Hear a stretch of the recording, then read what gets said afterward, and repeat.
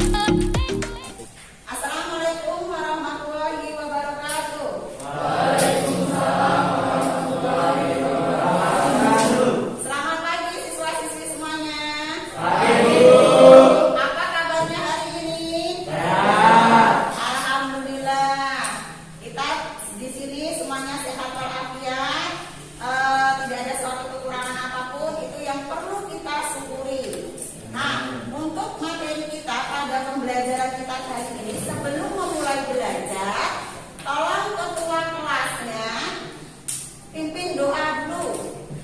Semua siap. Berdoa menurut agama masing-masing. Berdoa mulai.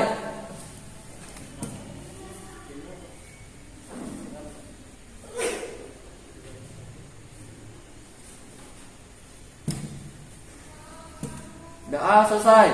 Beri salam.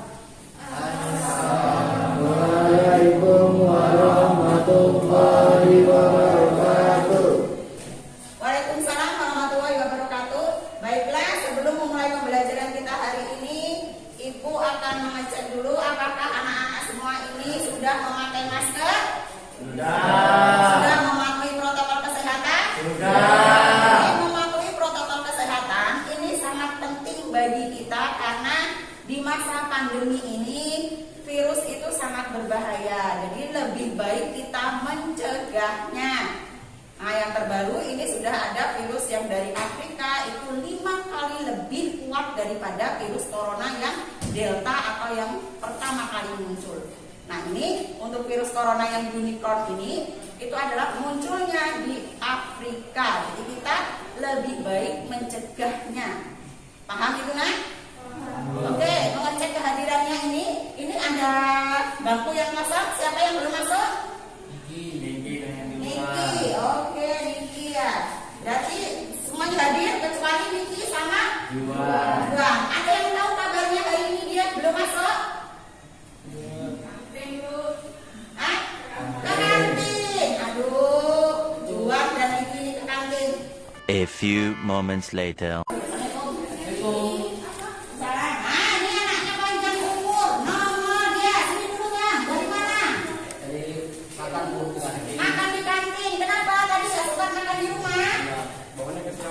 Bangunnya kesiangan. Jadi untuk yang lain ini tolong diperhatikan. Jangan malah begadang main game, kemudian paginya kesiangan seperti ini. Lain kali jangan terlambat ya, Nak ya. Dan jangan lupa pula kamu untuk sarapan dari rumah karena sarapan itu penting. Oke, silakan duduk.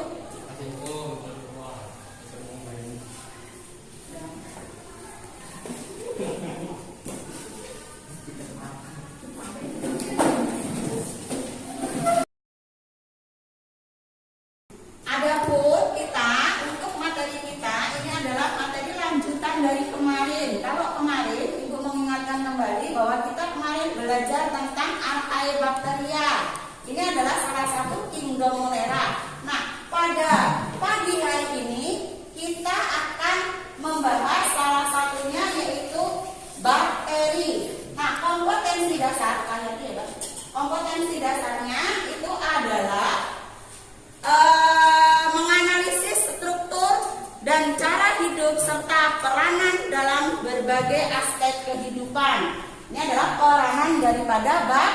bakteri. Kemudian indikator pencapaian yang ingin dicapai pada pembelajaran bakteri ini adalah yang pertama, menjelaskan ciri-ciri umum, kemudian klasifikasi, kemudian peranan daripada bakteri itu bagi kehidupan manusia. Yang kedua itu adalah nanti kamu bisa menjelaskan bentuk, struktur, reproduksi daripada bakteri itu sendiri. Kemudian yang terakhir ini adalah peserta didik kalian semuanya bisa mengenali bahwa peranan bakteri dalam kehidupan manusia. Nah, peranannya di sini apakah dia yang menguntungkan ataukah dia yang merugikan bagi kehidupan manusia. Nah, tujuan pembelajaran kita ya yang ingin dicapainya itu adalah setelah mengikuti pembelajaran ini, Ibu mengharapkan peserta didik dapat mengidentifikasi ciri-ciri bakteri, struktur tubuh bakteri dengan benar. Jadi tidak salah. Ya. Kemudian yang kedua itu adalah mengidentifikasi klasifikasi bakteri, baik itu nanti dari cara memperoleh makanan, bentuk bakteri berdasarkan bentuknya, kemudian klasifikasi bakteri berdasarkan alat geraknya. Jadi nanti kamu harus paham itu. Kemudian yang terakhir itu adalah membandingkan peranan bakteri, karena bakteri ini kan banyak jumlahnya. Ya, peranannya ini ada yang menguntungkan, nanti ada yang merugikan bagi kehidupan manusia. Jadi di sini kamu bisa membandingkan peranan yang menguntungkan, membandingkan peranan yang merugikan bagi manusia itu sendiri. Jadi itu capaian tujuan pembelajaran pada pertemuan kita kali ini dengan materi bakteri. Paham? Nah, untuk menyatakan resepsi, Ibu memberikan kasus pada resepsi ini adalah kalian berkeringat semuanya? Ya. Nah, kira-kira dari gambar itu bau keringatnya kayak mana? Asam. Ya? Asam. Oke, bagus. Nggak tahan ya, baunya kecut. Nah, ini kira-kira apa yang menyebabkannya? Saya Ya, Bu, ya coba bisa. karena ada kumannya Bu. Karena ada kumannya. Bagaimana pendapat teman-teman yang lain? Saya Bu, Ya, Kevin. dikarenakan belum mandi. Dikarenakan belum mandi makanya teteknya bau. Ada lagi? Saya Bu, Ya. karena memiliki bakteri Streptococcus hominis. Oke, bagus ya. Ada lagi pendapat yang lain? Jadi tadi menurut pendapat ketiga teman kamu itu semuanya ya ada benarnya, tapi masih belum tepat. Ada satu yang tepat, nanti kita bahas satu-satu. Jadi kalau menurut si siapa Nisa, itu tadi karena ada kumannya. Nah, kuman yang seperti apa? Nah, nanti makanya kita belajar ini. Kemudian menurut Kevin tadi itu adalah karena belum mandi. Nah, kemudian menurut siapa tadi namanya? Tina. Ya, menurut Tina ini adalah jawaban yang tepat sekali, berarti Tina ini rajin membaca. Beri tepuk tangan dulu untuk Tina.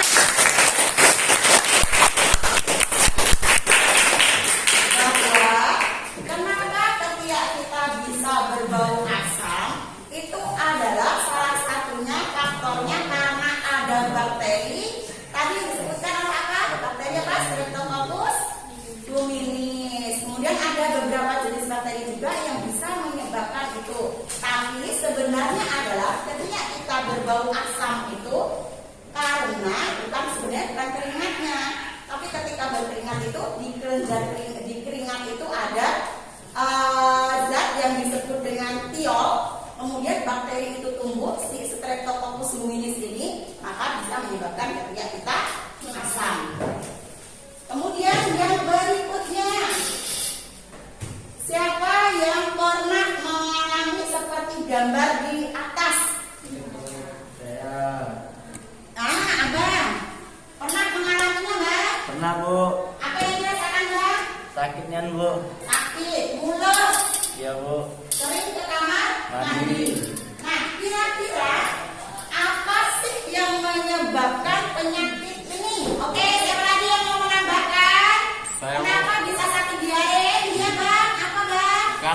sebelum makan lupa cuci tangan.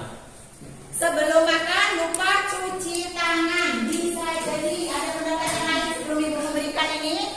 Ada pendapat yang lain? Oke, Kak, silakan dijawab, Kak. Kenapa bisa orang bisa menyebabkan penyakit diare itu? Karena terkena bakteri E. coli. Karena terkena bakteri E. coli. Jadi penyebab daripada kita sakit diare tadi karena salah makan, kata kawanmu tadi. Kemudian abangnya sana itu adalah karena lupa cuci tangan. Nah, pertanyaan jawaban dari temanmu ini adalah karena ada bakteri yang disebut dengan Escherichia coli. Nah, dari mana dia datangnya? Yang pertama tadi yang ini disebutkan oleh abang itu bahwa ketika kita makan itu harus mencuci tangan terlebih dahulu karena Escherichia coli kita kan tidak tahu datangnya dari mana. Biasanya itu kalau Escherichia coli itu adalah ditularkan melalui air, tapi tidak menutup kemungkinan bisa kita pegang barang-barang, jadi kita bisa lupa cuci tangannya sehingga makan bisa sakit perut. Jadi Escherichia coli bisa masuk ke dalam tubuh kita. Nah, untuk penyakit diare ini ibu tekankan bahwa penyakit diare ini adalah yang disebabkan oleh bakteri. Ini bisa menular. Menularnya lewat apa? Itu adalah lewat air dan lain sebagainya. A few moments later. Ah, kenapa nak? Kenapa kamu mau ke UKS Permisi? Sakit perut baru kita bahas tentang penyakit diare.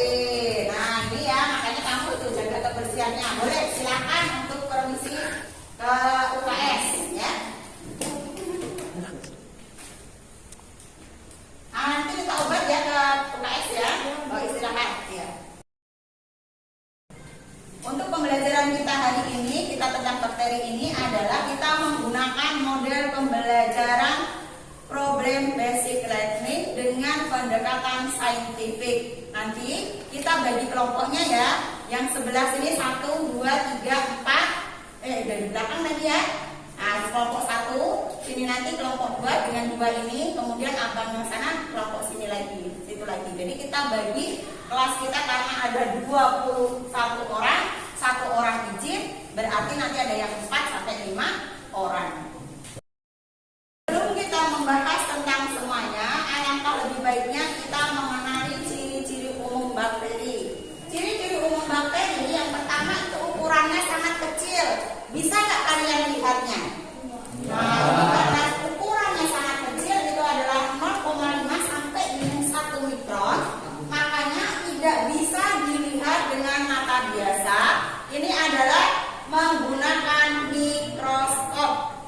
Yang kedua, ini adalah salah satu ciri umum dari bakteri, itu adalah mempunyai dinding sel.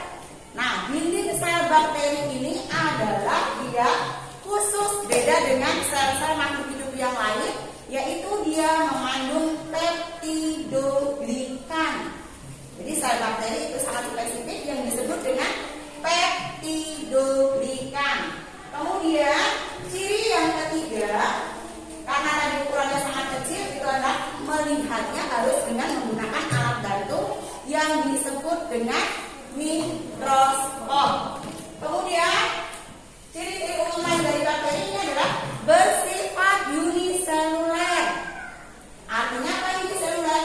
Hanya terdiri dari satu sel saja. Ya, ukurannya sangat kecil, hanya satu sel. Kemudian ciri umum yang berikutnya itu adalah selnya bersifat prokariotik. Artinya apa? Tidak mempunyai membran inti. Jadi di nukleusnya inti selnya dia tidak mempunyai membran atau selaput yang membungkusnya. Makanya disebut dengan prokariotik. Kemudian ciri yang berikutnya adalah bersifat kosmopolit. Ya, ini adalah habitatnya luas sekali karena ukurannya kan sangat kecil, kita tidak bisa melihat. Bisa di debu, bisa di air, bisa di udara. Makanya di sini adalah kosmopolit. Areanya tidak hanya daerah tertentu saja, tetapi tersebar luas. Kemudian bakteri ini bisa hidup secara soliter berkoloni. Soliter di sini itu adalah sendiri saja dia mampu untuk hidup, survive. Kemudian cara hidupnya juga dia berkoloni. Berkoloni itu adalah berkelompok sesuai dengan jenisnya. Paham? Kemudian ini yang berikutnya, ini ada beberapa jenis tertentu itu adalah struktur tubuhnya ada yang disebut dengan endospora. Endospora ini adalah apabila lingkungan tidak memungkinkan, misalnya panasnya kelewat tinggi, lingkungan tidak memungkinkan untuk dia hidup, nah endosporanya ini akan keluar, kemudian akan mengaktifkan diri sehingga dia mampu bertahan hidup. Jadi dia tidak mati karena ada sel pelindungnya itu yang disebut dengan endospora. Paham itu nak? Kemudian yang berikutnya ini adalah bisa dilihat struktur bakterinya, ya. Paham itu? Ah, ini gambarnya, ya. Jadi gambar ibaratnya gambar bakteri ini sebenarnya ada hasil semuanya ya. Itu dari yang terluas itu ada yang disebut dengan flagel. Flagel ini adalah alat gerak bakteri. Kemudian ada kapsul, selubung yang membungkus di luarnya. Kemudian ada dinding sel yang disebutkan tadi bahwa dinding sel bakteri ini sangat spesifik yang disebut dengan peptidoglikan. Kemudian ada membran plasma. Membran plasmanya adalah selubung tipis yang menyelimuti di depannya dinding sel. Nah, di dalam itu adalah ada cairan pengisi selnya, ada sitoplasma. Kemudian di sitoplasma itu ada organel-organel sel seperti ribosom, itu adalah untuk mensintesis protein. Kemudian ada plasmid, kemudian ada pilus. Pilus ini adalah pili, itu bagian terluar, ya. Ini nanti fungsinya untuk melekatkan diri pada substrat atau pada makhluk hidup atau pada inangnya, ya. Kemudian ada granula, ada vakuolanya, kemudian ada mesosom, ada klorosom dan lain sebagainya. Dan yang tidak kalah penting bahwa di bakteri ini sudah memiliki DNA dan RNA. Oke, DNA-nya. Paham sampai di sini struktur bakteri? Kita lanjutkan lagi. Peranan bakteri. Tadi struktur sudah, kemudian klasifikasi sudah. Kita lanjutkan peranan bakteri. Peranan bakteri yang di sini yang pertama adalah jelas yang kita cari itu adalah yang menguntungkan. Yang menguntungkan itu misalnya apa? Di bidang makanan itu adalah industri makanan. Pernah kalian memakan nata de coco? Pernah, enak rasanya, ada asamnya, ada manisnya. Pernah kalian makan Yakult? Nah, itu adalah salah satu manfaat daripada bakteri nata de coco itu Acetobacter pseudomonas. Itu adalah untuk membuat nata de coco. Kemudian Yakult atau yogurt itu adalah Lactobacillus casei. Nah, ini adalah dia itu adalah bakteri anaerob, jadi difermentasikan. Jadi aplikasi dalam kehidupan sehari-hari peranannya untuk bakteri yang tadi berdasarkan kebutuhan oksigen itu contohnya untuk industri makanan itu pembuatan Yakult atau yogurt itu yang difermentasi. Kemudian di bidang obat-obatan, pertanian, kemudian di bidang biomigas dan lain sebagainya. Paham? Kemudian yang merugikan ini adalah namanya merugikan, berarti tidak baik untuk kehidupan manusia. Nah, merugikannya seperti apa? Biasanya ini adalah bakteri yang merugikan ini adalah baik itu untuk hewan, tumbuhan dan lain sebagainya. Ini adalah menimbulkan berbagai macam penyakit. Oke, sekarang silakan kalian untuk kelompoknya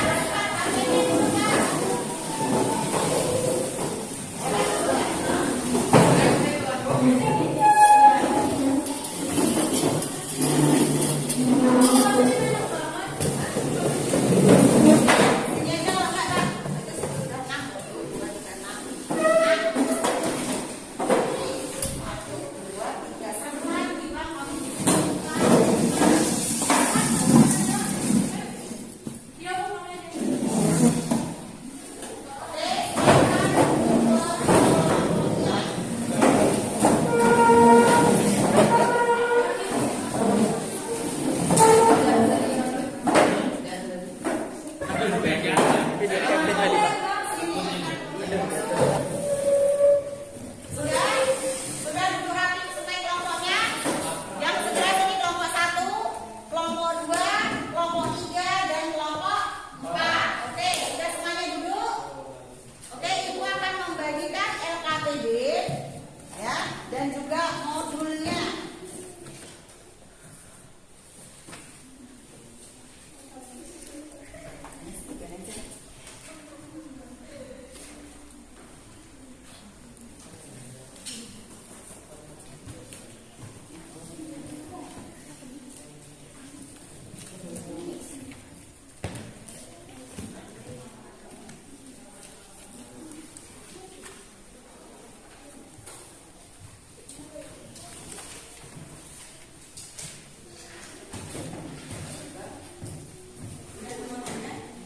Silakan dikerjakan. Jadi di LKPD ini ya, ini adalah ada tugas untuk kalian. Ya, ini adalah aktivitas 1, ini adalah struktur tubuh bakteri. Nah, kamu tuliskan di sini. Nanti setiap kelompok presentasi ke depan. Saya akan menampilkan, nanti saya akan tempel gambar. Nah, kamu hasil diskusinya siapa yang mewakili per kelompoknya. Paham? Silakan dikerjakan.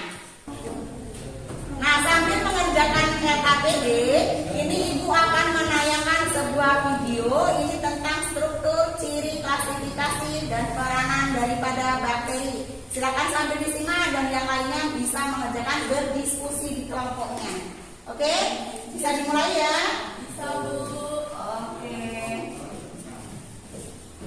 Nah, silakan sambil berdiskusi, itu ada videonya untuk dikerjakan sebelum presentasi.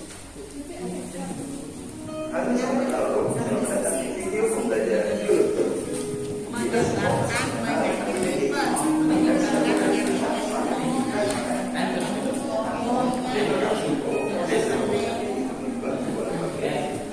ayo diskusi terkait kelompoknya. Sambil diskusi. Dari kesana sambil menyimak video.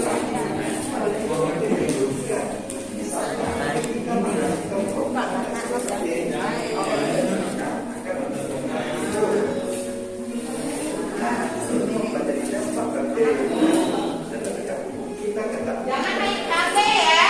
HP-nya disimpan, silakan itu ada bukunya, silakan bisa di buku dan menyimak video berikut di depan. Sambil dikerjakan. A few minutes later. Oke, sudah selesai kita melihat video pembelajaran tentang ciri, struktur, dan klasifikasi bakteri. Silakan itu diisi di LKPD-nya.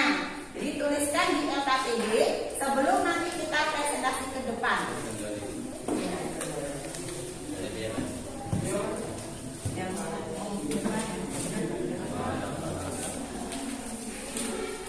Diskusi di kelompoknya sambil dituliskan antar hasilnya nanti sebelum kita presentasikan ke depan.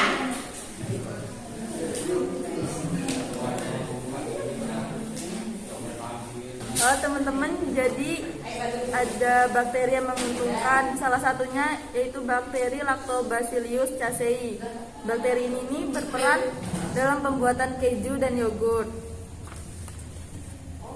Saya juga menemukan Rhizobium japonicum pada kedelai. Nah, sekarang untuk presentasi Ibu akan menempelkan ini nanti setiap kelompoknya untuk dapat mempresentasikan. Nah, sebelumnya Ibu minta tolong untuk dibantu menempelkan ini. Bang, tolong Bang. Satu-satu dulu ya.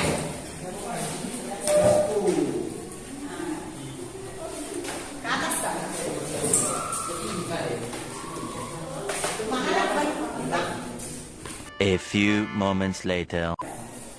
Oke, dari hasil diskusinya, nah ini Ibu sudah menempelkan untuk struktur tubuh bakteri dan juga peranan bakteri. Nah, setiap kelompok silakan yang bersedia untuk menuliskan dan mempresentasikannya ke depan. Oke, untuk struktur tubuh bakteri, di sini ada gambarnya, silakan untuk presentasi. Kelompok siapa? Sini Bu. Oke, ya, coba bisa silakan presentasi untuk ke depan. Teman-teman yang lain coba menyimak. Kalau ada yang salah atau ada yang ditanyakan nanti bisa ditanyakan. Oke?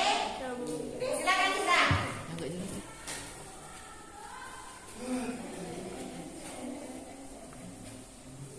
A few moments later.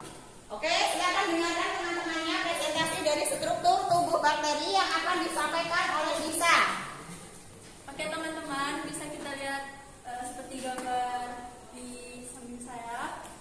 Yang pertama itu merupakan kapsul, yang kedua pili atau biasa disebut dengan pilus, dan yang ketiga ada flagella. Flagella ini biasa kita sebut sebagai alat gerak, dan yang keempat itu disebut sebagai dinding sel, yang kelima disebut membran plasma, yang keenam disebut sitoplasma, yang ketujuh ada mesosom, yang kedelapan ada nukleus DNA, dan yang kesembilan itu ada ribosom, yang kesepuluh ada plasmid, dan yang terakhir itu disebut dengan klorosom. Nah, dari presentasi ini ada yang mau ditanyakan atau ditambahkan atau ada yang kurang yang disampaikan oleh Lisa tadi? Cukup? Jelas semuanya? Gak ada yang miskonsepsi? Jadi ini ya. Nah, beri tepuk tangan untuk si Lisa. Nah, silakan duduk kembali deh. Nah, ya terima kasih. Nah, untuk kelompok berikutnya ini siapa yang menawarkan diri untuk mengisi daripada peranan bakteri yang pertama ini adalah yang menguntungkan. Saya Bu. Ya, Reza. Yang menguntungkan atau yang merugikan, Bang?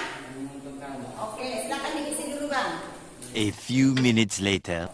Oke, ini sudah selesai menuliskan di papan tulis. Silakan teman-temannya silakan dengarkan. Nanti kalau ada yang kurang jelas, bisa kita sambil berdiskusi. Ini adalah diskusi dalam kelompoknya. Oke, Reza, silakan dipaparkan ke teman-temannya.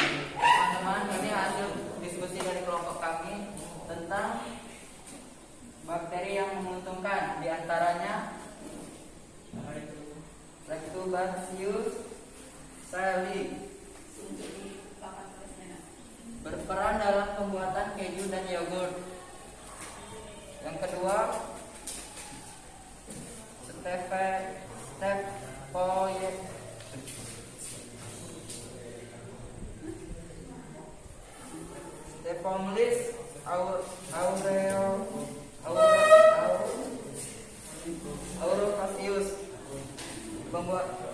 pembuatan antibiotik Aureonis.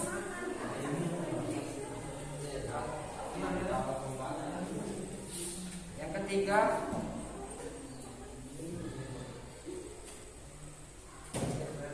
Pseudomonas dentifricis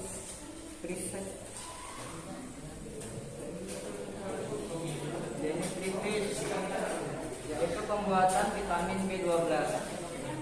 Oke. Ada lagi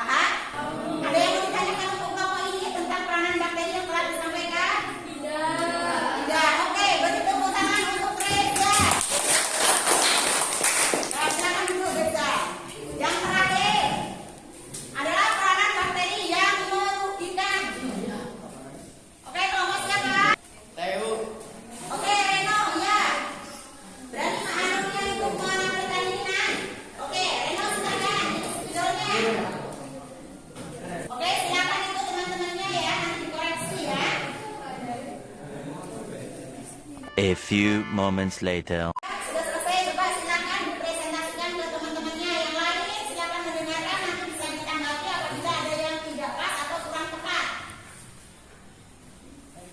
Baiklah, ini hasil diskusi kami tentang bakteri merugikan. Nama bakteri Salmonella typhosa. Penyakitnya menyebabkan penyakit tipes. Dua, Diplodotus pneumoniae. Penyakitnya penyakit pneumonia atau paru-paru.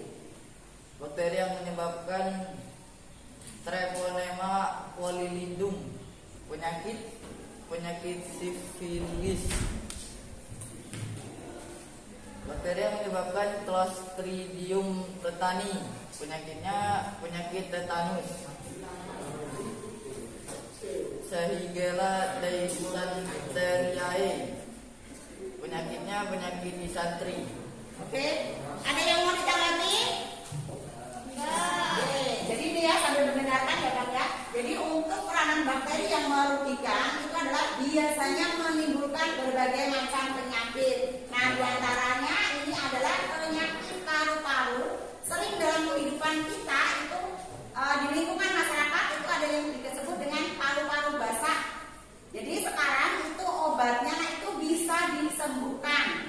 Bisa disembuhkan dengan minum antibiotik, tidak boleh putus, dan itu didapatkan gratis di puskesmas. Jadi itu sebagai informasi yang barunya. Jadi kalau misalnya batuk sampai 40 hari kamu belum sembuh, jangan malu untuk berobat. Itu bisa disembuhkan dan di puskesmas itu nak obatnya gratis. Tuh ya. Ada yang mau ditanyakan? Ini semua sesuai dengan konsepnya? Tidak. Oke, tepuk tangan dulu. Baik, selanjutnya adalah kita dari pembelajaran yang dari tadi. Sekarang saatnya kita untuk menyimpulkan hasil pembelajaran kita pada hari ini. Siapa di antara anak-anak ibu ini yang mau menyampaikan kesimpulan untuk pembelajaran kita hari ini? Saya, Bu. Iya, silakan nak. Coba tegak berdiri biar teman-temannya dengar semuanya. Oke, tegak Kak. Baca. Jadi yang dapat saya simpulkan dari pembelajaran kali ini yaitu bakteri, ciri-ciri umum dari bakteri. Yang pertama, kecil, mempunyai dinding sel, multiseluler, hidupnya bebas atau soliter, kosmoplosit, dan bentuknya beraneka ragam. Yang kedua ada klasifikasi bakteri. Yang pertama menurut bentuknya itu ada Coccus, Bacillus, Vibrio, dan Helix. Menurut oksigen ada aerob dan anaerob. Menurut alat gerak ada atrik, monotrik, lopotrik, dan peritrik. Klasifikasi menurut membuat makanan ada autotrof dan heterotrof. Peran bakteri dalam kehidupan yang pertama ada yang menguntungkan. Berperan membuat yogurt, nata de coco, dan sebagai obat-obatan. Bakteri juga merugikan, yaitu menimbulkan penyakit.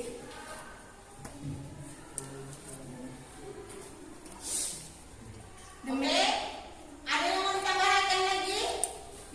Cukup? Tidak. Oke, jadi kalau tidak ada yang ditambahkan, berarti Ibu anggap paham untuk pembelajaran kita hari ini tentang bakteri. Silakan beri tepuk tangan dulu.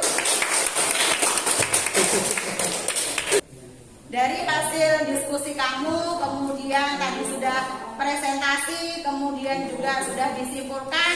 Nah, Ibu akan mengapresiasi kamu untuk kelompok yang paling aktif ya diskusinya. Tapi ini saya lihat kamu sudah aktif semua. Jadi untuk memberikan apresiasinya, mari kita bertepuk tangan untuk pembelajaran kita hari ini.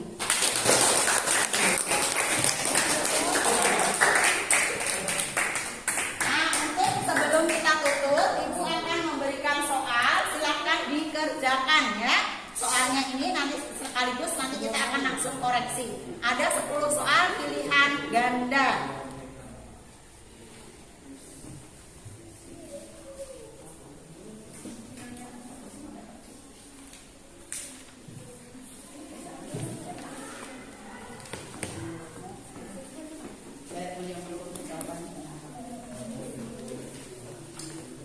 Tolong dioper kakak, jangan main pantai dulu ya.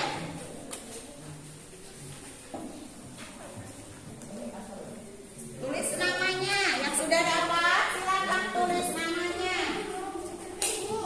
Iya? Oh belum, ada yang belum. Jangan saling mencontek, berjalan sendiri-sendiri. Oke, di masing-masingnya sudah ada soalnya. Silakan tulis namanya, jangan sampai ketukar. Dan silakan dikerjakan. Jangan mencontek, kerjakan masing-masing. Oke, jadi dari serangkaian pembelajaran kita hari ini yang telah kita lewati, kemudian sampai daripada pembukaan sampai pada pendidikan ini ada evaluasinya. Sebagai umpan balik bahwa dari hasil evaluasi pembelajaran kita hari ini, nilai kalian tidak ada yang di bawah KKM atau 70, maka itu artinya bahwa kalian telah menuntaskan untuk materi bakteri.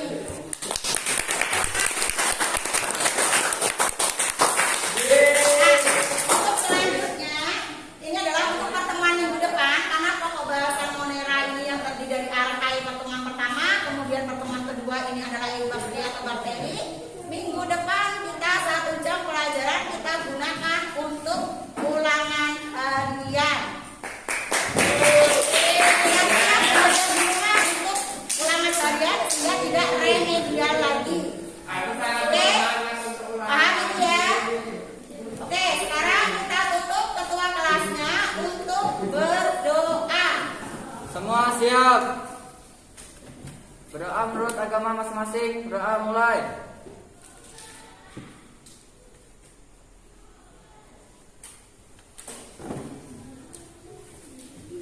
Doa selesai. Beri salam.